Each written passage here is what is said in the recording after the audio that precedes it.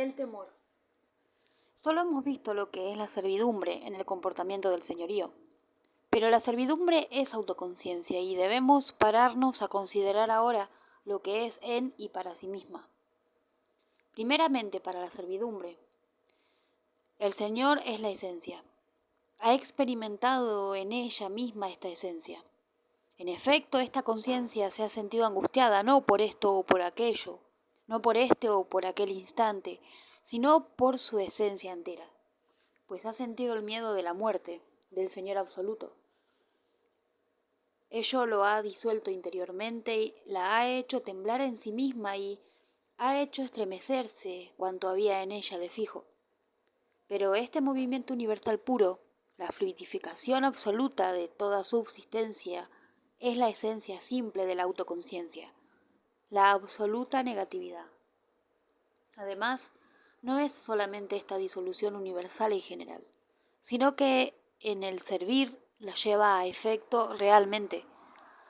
Al hacerlo, supera en todos los momentos singulares su supeditación a la existencia natural y la elimina por medio del trabajo. La formación cultural. La conciencia servil, a través del trabajo, llega a sí misma.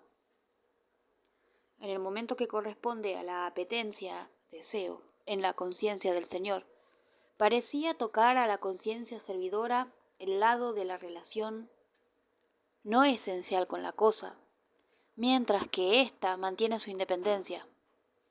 La apetencia, deseo, se reserva aquí la pura negación del objeto y con ella el sentimiento de sí mismo sin mezcla alguna. Pero esta satisfacción es precisamente por ello algo que tiende a desaparecer, pues le falta el lado objetivo o la subsistencia.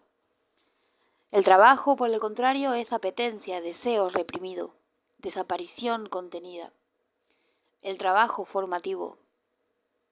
La relación negativa con el objeto se convierte en forma de éste y en algo permanente. La conciencia servidora ahora, al transformarse, se pone en cuanto tal en el elemento de lo permanente y se convierte de este modo en algo para sí mismo, en algo que es para sí. En el Señor, el ser para sí es para ella un otro o solamente para ella. En el temor, el ser para sí es en ella misma. En la formación, el ser para sí deviene como su propio ser para ella y se revela a la conciencia, como es ella misma en y para sí. Por el hecho de colocarse hacia afuera, la forma no se convierte para ella en algo otro que ella, pues esta forma es precisamente su puro ser para sí, que así se convierte para ella en la verdad. Deviene, por tanto, por medio de este reencontrarse por sí misma, sentido propio, precisamente en el trabajo, en que solo parecía ser un sentido extraño. Para esta reflexión son necesarios los dos momentos, tanto el del temor y el del ser servicio en general como el de la formación, y ambos de un modo universal. Sin la disciplina del servicio y la obediencia, el temor se mantiene en lo formal y no se propaga a la realidad consciente de la existencia. Sin la formación, el temor permanece interior y mudo y la conciencia no deviene para ella misma. Si la conciencia se forma sin pasar por el temor primario, absoluto, solo en un sentido propio vano, pues su negatividad no es la negatividad en sí, por lo cual su formarse no podrá darle la conciencia de sí como de la esencia. Y si no se ha sobrepuesto el temor absoluto, sino solamente a una angustia cualquiera, si todos los contenidos de su conciencia natural no se estremecen, esta conciencia pertenece aún en sí al ser determinado. El sentido propio es obstinación, una libertad que sigue manteniéndose dentro de la servidumbre. Fragmentos complementarios. Enciclopedia de las Ciencias Filosóficas en compendio. Georg Wilhelm Friedrich Hegel. El mismo desarrollo del pensamiento que se ofrece en la historia de la filosofía se presenta en la propia filosofía, pero liberado de aquella exterioridad histórica, es decir, se presenta puramente dentro del elemento del pensamiento. El pensamiento libre y verdadero es en sí mismo concreto, y de este modo es el ideal y, en su total universalidad, la idea o lo absoluto. La conciencia de este es esencialmente sistema, porque lo verdadero solo es desarrollándose dentro de sí como concreto y tomándose y reteniéndose, todo junto en unidad. Es decir, solo es como totalidad y solamente mediante la diversificación y determinación de sus distinciones puede ser la necesidad de ellas y la libertad del todo. Un filosofar sin sistema no puede ser nada científico. Por lo demás, porque tal modo de filosofar expresa de suyo más bien un modo subjetivo de sentir. Es él contingente según su contenido. Un contenido solo se justifica como momento del todo, fuera de éste en una suposición infundada o certeza subjetiva. Muchos escritos filosóficos se limitan así a expresar solamente pareceres y opiniones. Erróneamente se entiende por sistema una filosofía con un principio limitado, distinto de otros. Por el contrario, es principio de verdadera filosofía contener dentro de sí todos los principios particulares. Del mismo modo que de una filosofía no puede darse una representación provisional y genérica, puesto que solo el todo de la ciencia es la exposición de la idea, así también su división solo puede concebirse desde ella. La idea se hace patente como el pensar simplemente idéntico a sí mismo, y éste se hace patente igualmente como la actividad de ponerse ante sí para ser para sí. Y en este otro, estar solo, dentro de sí. Por ello la ciencia se divide en tres partes. 1. La lógica, ciencia de la idea en sí y para sí. 2. La filosofía de la naturaleza, como ciencia de la idea en su ser otro. 3. La filosofía del espíritu, como ciencia de la idea que regresa a sí desde su ser otro. Es una autoconciencia para una autoconciencia, primeramente y de manera inmediata, como un otro para un otro. Yo me intuyo a mí mismo inmediatamente en él como yo, pero también intuyo en él un objeto inmediatamente existente que en tanto yo es objeto absolutamente otro y autosuficiente frente a mí. Esta contradicción da el impulso a mostrarse como sí mismo libre y a estar ahí para el otro en cuanto tal, el proceso de reconocimiento.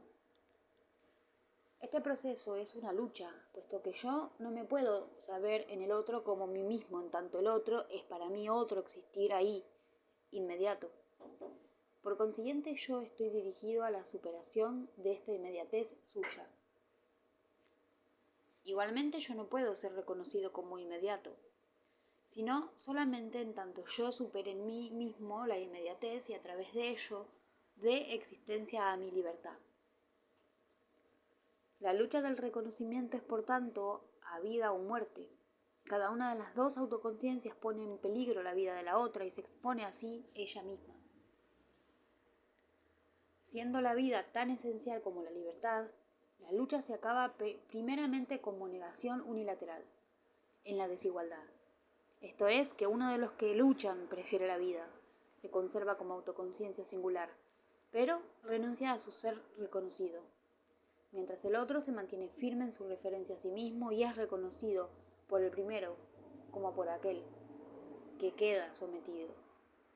La relación del señorío y la servidumbre, observación, la lucha por el reconocimiento y el sometimiento a un señor es el fenómeno con el que ha brotado la vida en común de los humanos, como comienzo de los estados. La violencia que hay en el fondo de este fenómeno no es por ello fundamento del derecho, aunque sea momento necesario y justificado del tránsito desde el estado de la autoconciencia, que se encuentra abismada en el deseo y singularidad, al estado de la autoconciencia universal. Es el comienzo fenoménico o exterior de los estados, no su principio sustancial. El Señor tiene en el siervo y en su servicio la intuición de la validez de su ser para sí singular, y la tiene precisamente por medio de la superación del ser para sí inmediato. Superación, sin embargo, que viene a dar en un otro. Pero el siervo, es el servicio del Señor, el siervo, en el servicio del Señor, se mata trabajando, y mata su querer particular y obstinación. Supera la inmediatez interior del deseo y hace de esta enajenación y del temor al Señor el principio de la sabiduría.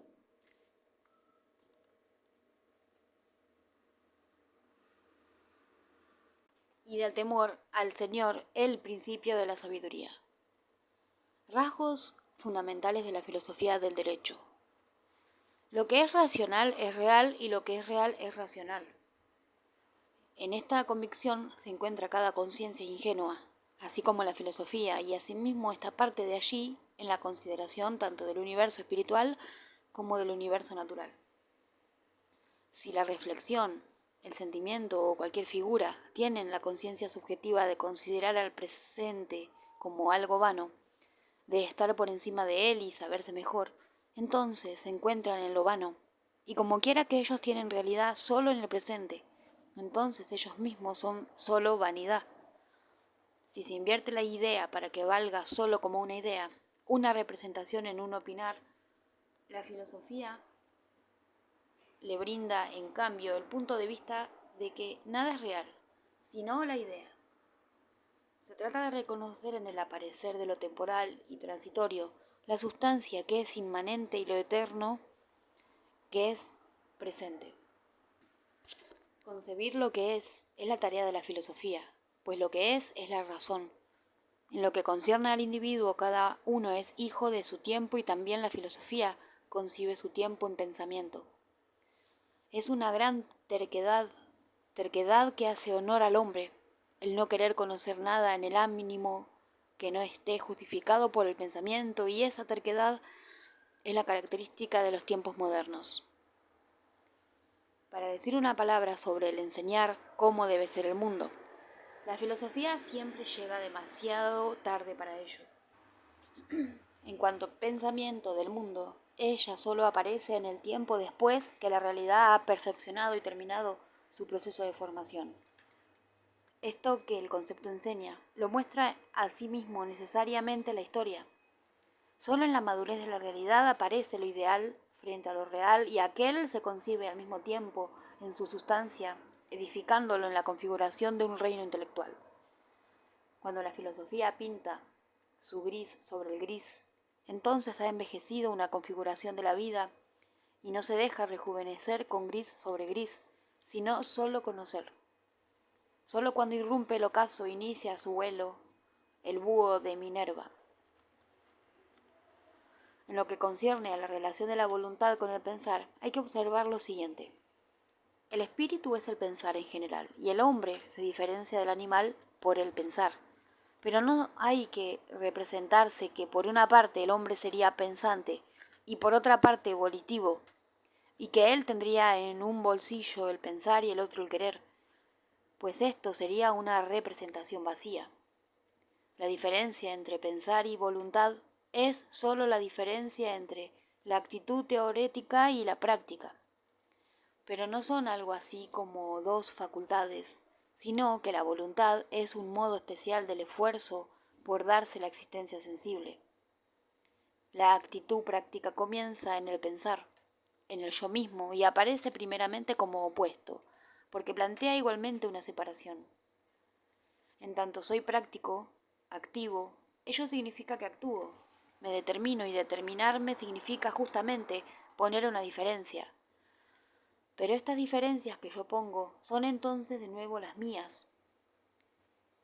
Las determinaciones me conciernen y las finalidades a las cuales estoy impelido me pertenecen. Si yo ahora dejo salir también estas determinaciones y diferencias, esto es, las pongo en el así llamado mundo externo, ellas siguen siendo sin embargo mías. Ellas son aquellas que yo obro, que yo he hecho. Ellas llevan la estampa de mi espíritu. Si esta es, pues, la diferencia de la actitud teórica y práctica, luego está indicada así la relación de ambas. Lo teórico está esencialmente contenido en lo práctico. Va contra la representación el que ambos estén separados, pues no se puede tener ninguna voluntad sin inteligencia. En la filosofía, verdad significa que el concepto corresponde a la realidad. Por ejemplo, sea un cuerpo la realidad, el alma es el concepto, pero alma y cuerpo se deben ser adecuados. Por eso un hombre muerto es todavía una existencia, pero ya no es nada verdadero, es una existencia empírica, sin concepto. A causa de esto se corrompe el cuerpo muerto. Así es la verdadera voluntad, que lo que ella quiere, su contenido, sea idéntico a ella, que por tanto la libertad quiere la libertad. El elemento de la existencia determinada del espíritu universal, que en el arte es intuición e imagen, en la religión sentimiento y representación, y en la filosofía el pensamiento puro y libre, es en la historia universal la realidad espiritual en su ámbito total de interioridad y exterioridad. Ella es un tribunal. Además, la historia universal no es el mero tribunal de su fuerza, es decir, la necesidad abstracta e irracional de un destino ciego, sino que ella es el desarrollo necesario, únicamente desde el concepto de su libertad, de los momentos de la razón y así de su autoconciencia y de su libertad, la explicitación y realización del espíritu universal. La historia del espíritu es su acción, pues él solo es lo que él hace y su acción es, y precisamente en cuanto a espíritu, hacerse objeto de su conciencia, concebirse a sí mismo explicitándose. Este concebir es un ser y su principio, es su ser y su principio, y la perfección de un concebir es a la vez su alienación y su tránsito, observación. La cuestión acerca de la perfectibilidad y educación del género humano se plantea aquí. Aquellos que han afirmado esta perfectibilidad han vislumbrado algo acerca de la naturaleza del espíritu, de su naturaleza de tener como ley de su ser conócete a ti mismo, y puesto que él concibe lo que él es, ser una figura más elevada que esta que constituía su ser.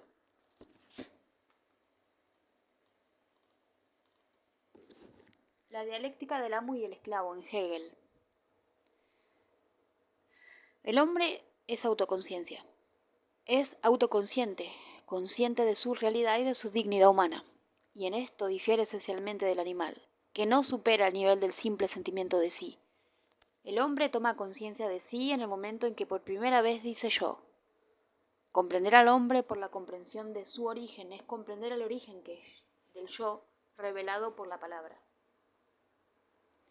Por tanto, el análisis del pensamiento, de la razón, del entendimiento, etc., de manera general, del comportamiento cognitivo, contemplativo, pasivo de un ser o de un sujeto cognoscente, no descubre jamás el porqué o el cómo del nacimiento de la palabra yo, y por consiguiente de la autoconciencia, es decir, de la realidad humana. El hombre que contempla es absorbido por lo que él contempla. El sujeto cognoscente se pierde en el objeto conocido. La contemplación revela el objeto y no el sujeto. Es el objeto y no el sujeto el que se muestra a sí mismo en y por, o mejor aún, en tanto que acto de conocer. El hombre absorbido por el objeto que contempla no puede ser vuelto hacia sí mismo, sino por un deseo, por el deseo de comer, por ejemplo. Es el deseo consciente de un ser el que constituye este ser en tanto que yo y lo revela en tanto que tal y lo impulsa a decir yo. Es en y por, o mejor aún, en tanto que su deseo, que el hombre se constituye y se revela a sí mismo y a los otros como un yo, como el yo esencialmente diferente del no yo y radicalmente opuesto a este. El yo humano es el yo de un deseo o es del deseo. El ser mismo del hombre, el ser autoconsciente, implica pues y presupone el deseo. Por tanto, la realidad humana no puede constituirse y mantenerse sino en el interior de una realidad biológica, de una vida animal. Pero, si el deseo animal es la condición necesaria de la autoconciencia, no es la condición suficiente de ella. Por sí solo ese deseo no constituye más que el sentimiento de sí. Al contrario del conocimiento que mantiene al hombre en una quietud pasiva, el deseo lo torna inquieto y lo empuja a la acción. Nacida del deseo, la acción tiende a satisfacerlo y solo puede hacerlo por la negación. La destrucción, o por lo menos la transformación del objeto deseado para satisfacer el hambre. Por ejemplo, es necesario destruir o, en todo caso, transformar el alimento. Así, toda acción es negatriz o negadora. Lejos de dejar lo dado tal como es, la acción lo destruye, sino en su ser, por lo menos en su forma dada. Y toda negatividad, negatriz o negatividad negadora, por relación a lo dado, es necesariamente activa. Pero la acción negatriz no es puramente destructiva, porque si la acción que hace del deseo destruye una realidad objetiva para satisfacerlo, crea en su lugar, en y por esta destrucción misma, una realidad subjetiva. El ser que come, por ejemplo, crea y mantiene su propia realidad por la supresión de una realidad otra que la suya, por la transformación de una realidad otra en realidad suya, por la asimilación, la interiorización de una realidad extraña, exterior. Ahora bien, el yo creado por la satisfacción activa de tal deseo tendrá la misma naturaleza que las cosas sobre las cuales lleva ese deseo. Será un yo cosificado, un yo solamente viviente, un yo animal. Y ese yo natural, función de un objeto natural, no podrá revelarse a él mismo y a los otros, sino en tanto que sentimiento de sí. No llegará jamás a la autoconciencia. Para que haya autoconciencia es necesario que el deseo se fije sobre un objeto no natural, sobre alguna cosa que supera la realidad dada. Pero la única cosa que supera eso real dado es el deseo mismo, porque el deseo tomado en tanto que deseo, es decir, antes de su satisfacción, solo es en efecto una nada revelada, un vacío irreal. El deseo, por ser la revelación de un vacío, la presencia de la ausencia de una realidad, es esencialmente otra cosa que la cosa deseada, distinto de una cosa, de un ser real estático y dado, pues se mantiene eternamente en la identidad consigo mismo. El deseo que conduce hasta otro deseo, tomado en tanto que deseo, creará entonces por la acción negatriz y asimiladora que lo satisface, un yo esencialmente otro que el yo animal. Ese yo que se nutre de deseos será el mismo deseo en su ser mismo, creado en y por la satisfacción de su deseo. Y puesto que el deseo se realiza en tanto que acción negadora de lo dado, el ser mismo de ese yo será acción. Ese yo no será como el yo animal, identidad o igualdad consigo mismo, sino negatividad. Ese yo será así su propia obra. Será, en lo porvenir, lo que él ha devenido por la negación, en el presente, de aquello que ha sido en el pasado. Pues esta negación se efectúa en vista de lo que devendrá. En su ser mismo ese yo es devenir intencional, evolución querida, progreso consciente y voluntario. Él es el acto de trascender lo dado que le es dado y que es él mismo. Ese yo es un individuo humano, libre, frente a lo real dado, e histórico, con relación a sí mismo.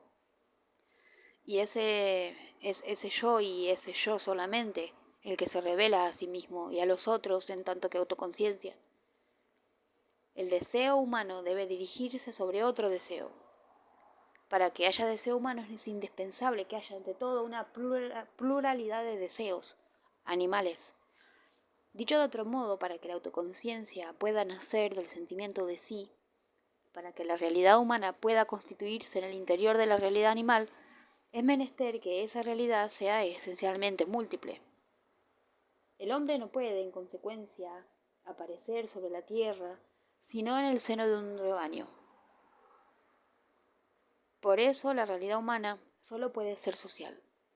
Pero para que el rebaño devenga una sociedad, la sola multiplicidad de deseos no basta. Es necesario aún que los deseos de cada uno de los miembros del rebaño conduzcan o puedan conducir a los deseos de los otros miembros. Si la realidad humana es una realidad social, la sociedad sola es humana en tanto que conjunto de deseos que se desean mutuamente como deseos.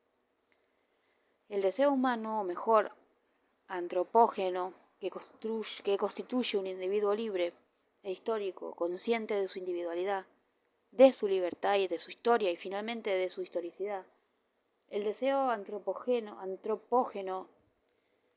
difiere, pues, del deseo animal, que constituye un ser natural, solo viviente y que no tiene más sentimiento que el de su vida, por el hecho de que se dirige no hacia un objeto real, positivo, dado, sino sobre otro deseo. Así en la relación entre el hombre y la mujer, por ejemplo, el deseo es humano, si uno desea no el cuerpo, sino el deseo del otro. Si quiere poseer o asimilar el deseo, tomado en tanto que deseo, es decir, si quiere ser deseado o amado, o más todavía, reconocido en su valor humano, en su realidad de individuo humano. Asimismo, el deseo que se niega hacia un objeto natural no es humano, sino en la medida en que está mediatizado por el deseo de otro, dirigiéndose sobre el mismo objeto. Es humano desear lo que desean otros, porque lo desean. Así, un objeto totalmente inútil desde el punto de vista biológico, tal como una condecoración o la bandera del enemigo, puede ser deseado porque es objeto de otros deseos. Tal deseo solo es un deseo humano, y la realidad humana, en tanto que diferente de la realidad animal, no se crea sino por la acción que satisface tales deseos. La historia humana es la historia de los deseos deseados. Al margen de esta diferencia esencial del deseo humano, el deseo humano es análogo al deseo animal. El deseo humano tiende también a satisfacer por una acción negadora, es decir, transformadora y asimiladora. El hombre se alimenta de deseos como el animal se alimenta de cosas reales. El yo y el yo humano, realizado por la satisfacción activa de esos deseos humanos, es tanto función de su alimento como el cuerpo del animal lo es el del suyo. Para que el hombre sea verdaderamente humano, para que difiera esencial y realmente del animal, hace falta que su deseo humano prevalezca efectivamente en él sobre su deseo animal. Pero todo deseo es deseo de un valor. El valor supremo para un animal es su vida animal. Todos los deseos del animal son, en última instancia, una función del deseo que tiene de conservar su vida. El deseo humano debe superar ese deseo de conservación. Dicho de otro modo, el hombre no se considera humano si no arriesga su vida animal en función de su deseo humano. Es en y por ese riesgo que la realidad humana se crea y se revela en tanto que realidad. Es en y por ese riesgo que ella se reconoce, es decir, se muestra, se verifica, efectúa sus pruebas en tanto que esencialmente diferente de la realidad animal, natural. Y por eso, hablar del origen de la autoconciencia es necesariamente hablar del riesgo de la vida, con miras a un fin esencialmente no vital.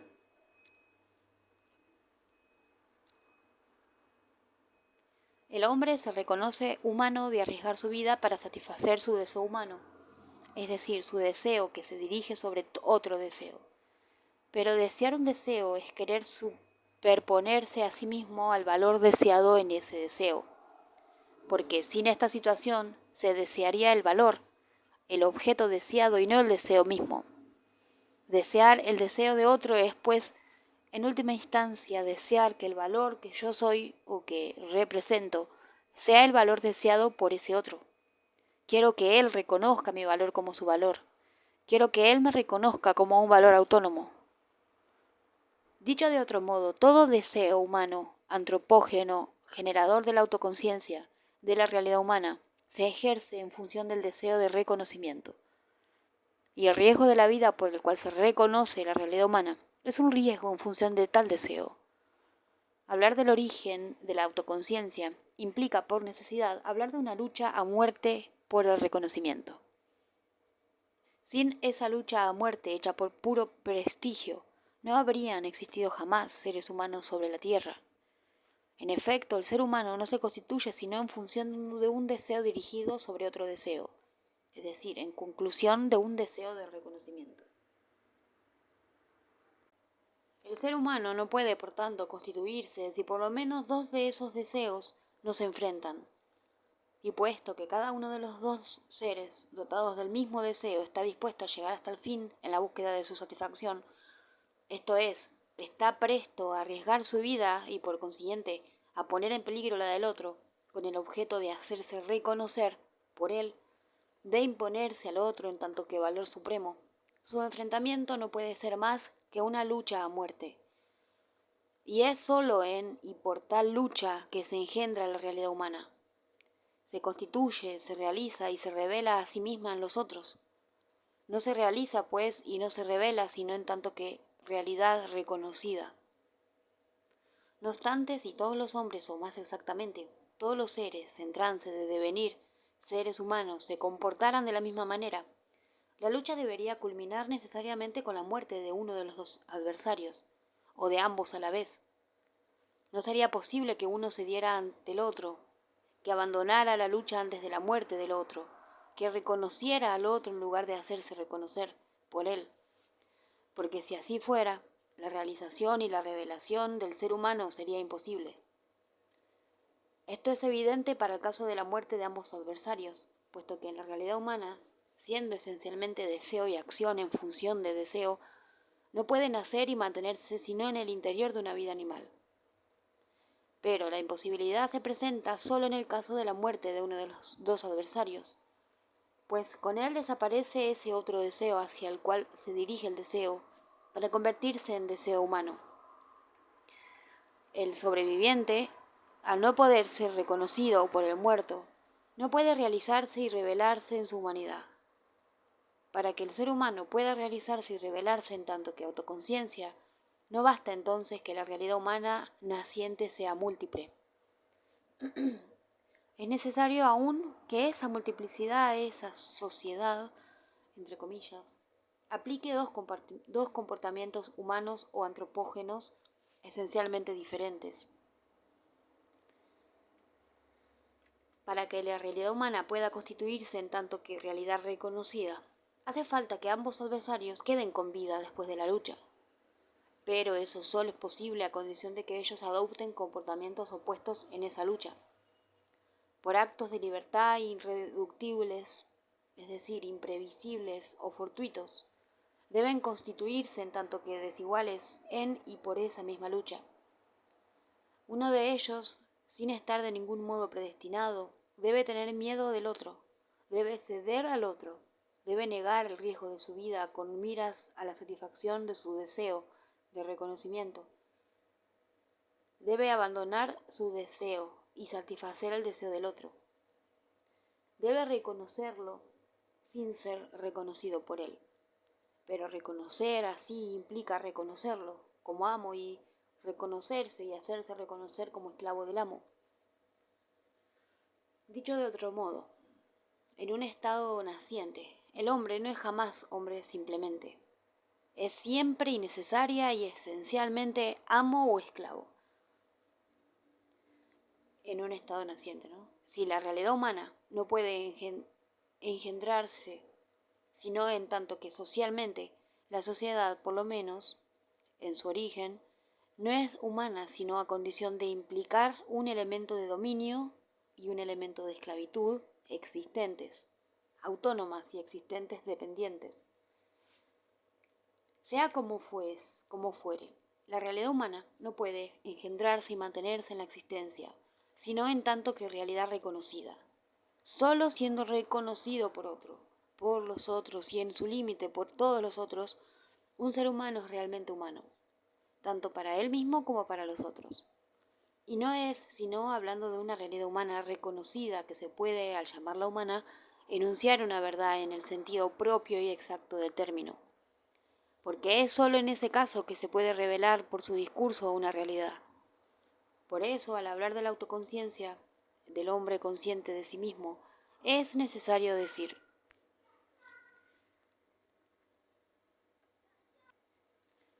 la autoconciencia es en y para sí, en cuanto que y porque es en sí, y para sí, para otra autoconciencia.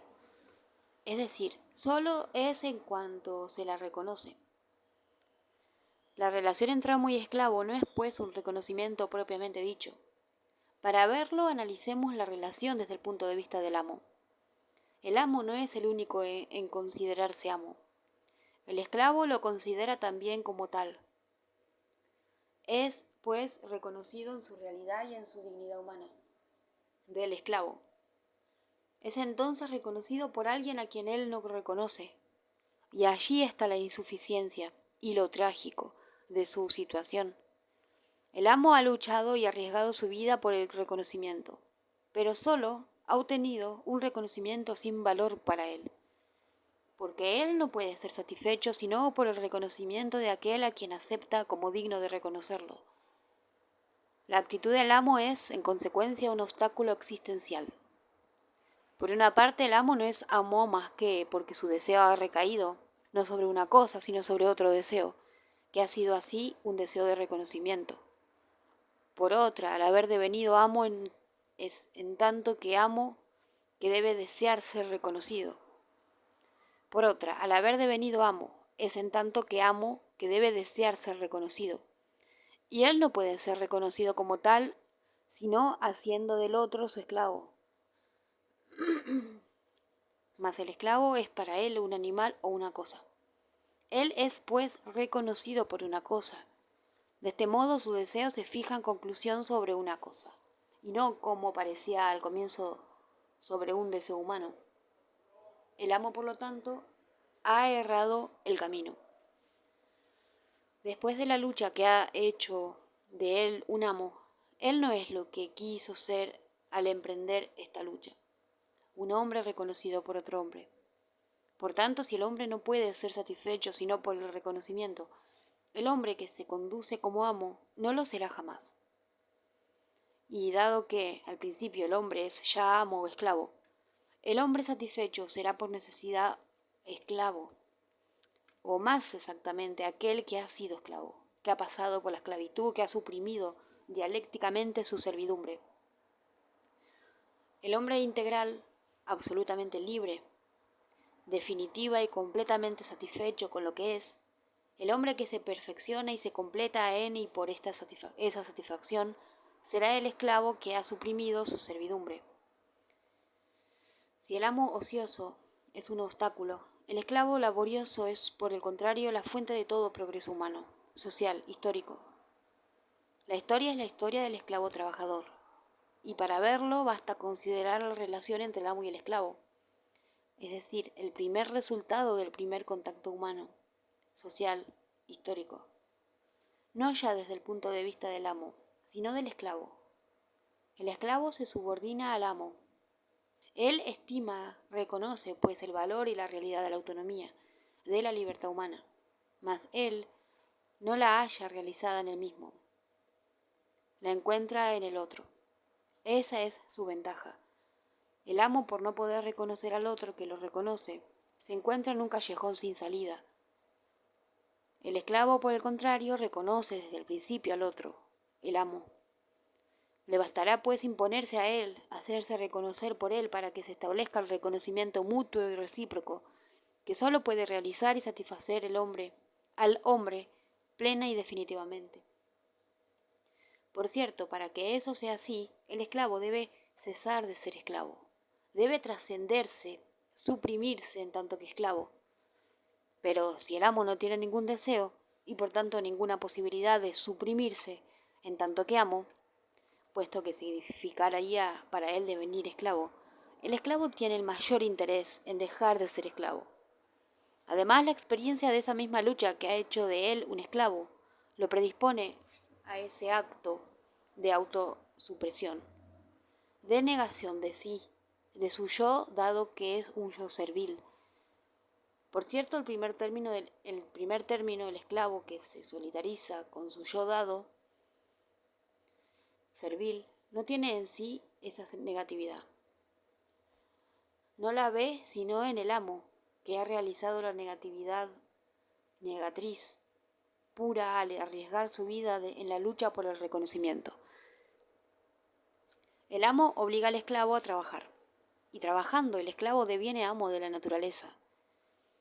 Pero solo ha devenido el esclavo del amo porque en primer término era esclavo de la naturaleza, solidarizándose con ella y subordinándose a sus leyes por la aceptación del instinto de conservación. Al devenir por el trabajo amo de la naturaleza, el esclavo se libera, por tanto, de su propia naturaleza, del propio instinto que lo ataba a ella y que hacía de él el esclavo del amo. Al liberar al esclavo de la naturaleza, el trabajo lo libera de sí mismo, de su naturaleza de esclavo, y esa consecuencia lo libera del amo. En el mundo natural dado, elemental, el esclavo es esclavo del amo. En el mundo técnico, transformado por su trabajo, él reina, o por lo menos un día reinará, como amo absoluto. Y ese dominio que nace del trabajo, de la transformación progresiva del mundo dado y del hombre dado en ese mundo, será completamente distinto del dominio inmediato del amo. El porvenir de la historia pertenece, por tanto, no al amo guerrero que o bien muere o se mantiene indefinidamente en identidad consigo mismo, sino al esclavo trabajador. Este, al transformar el mundo dado mediante su trabajo, trasciende lo dado y lo que está determinado en él mismo por lo dado. Él se supera entonces y supera también al amo, quien está ligado a lo dado, lo que él deja intacto porque no trabaja. Si la angustia de la muerte, encarnada para el esclavo en la persona del amo guerrero, es la condición sine qua non del progreso histórico, es únicamente el trabajo del esclavo el que lo realiza y lo perfecciona. El producto del trabajo es obra del trabajador. Es la realización de su proyecto, de su idea. Es pues él quien se realiza en y por ese producto, y se contempla, en consecuencia, en sí mismo, a sí mismo contemplándolo. Mas este producto artificial es al mismo tiempo tan autónomo, tan objetivo, tan independiente del hombre como la cosa natural. Es pues por el trabajo y solo por el trabajo que el hombre se realiza objetivamente en tanto que hombre. No es sino después de haber producido un objeto artificial que el hombre es él mismo real y objetivamente más y otra cosa que un ser natural. Y es solo en ese producto real y objetivo que él toma verdaderamente conciencia de su realidad humana subjetiva.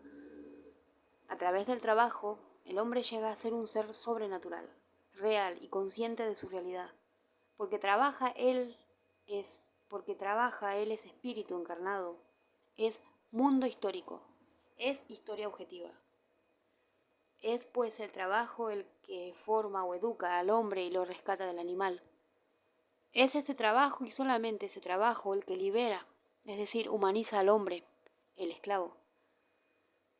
Por una parte, ese trabajo crea un mundo real objetivo, que es un mundo no natural, un mundo cultural histórico, humano. Y es solo en ese mundo donde el hombre vive una vida esencialmente diferente de aquella que vive el animal y el hombre primitivo, en el seno de la naturaleza. Por otra parte, ese trabajo libera al esclavo de la angustia que lo ligaba a la naturaleza dada y a su propia naturaleza innata de animal. Es por el trabajo efectuado en la angustia, al servicio del amo, que el esclavo se libera de la angustia que lo sometía al amo. El hombre que no ha experimentado la angustia de la muerte no sabe que el mundo natural dado le es hostil, que tiende a matarlo, a destruirlo, que no se dan allí las condiciones esenciales que pueden satisfacerlo realmente.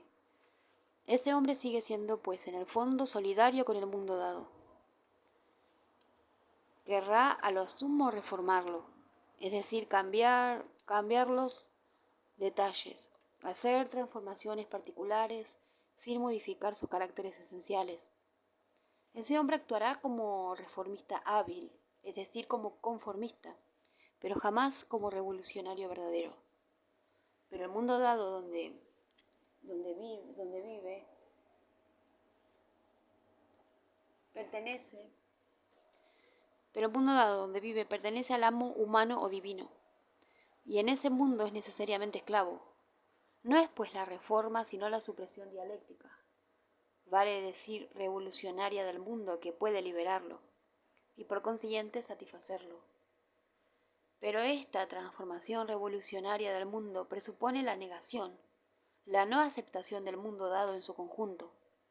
Y el origen de esta negación absoluta reside en el terror absoluto inspirado por el mundo dado, o más exactamente por este o aquel que domina este mundo, por el amo de este mundo.